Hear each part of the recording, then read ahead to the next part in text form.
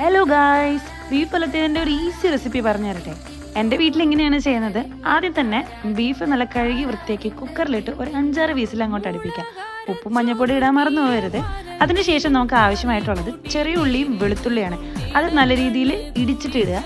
പിന്നെ ഒരു പാത്രത്തിൽ കുറച്ച് വെളിച്ചെണ്ണ എടുക്കുക. അതിലേക്ക് കുറച്ച് കടുക് പൊട്ടിക്കുക. കടുക് പൊട്ടിച്ചതിന് ശേഷം ക്രഷ്ഡ് ചില്ലിയോ അല്ലെങ്കിൽ നിങ്ങൾക്ക് മുളക് എടുക്കാം. അത് ഇടിച്ച് മുളകാവണം.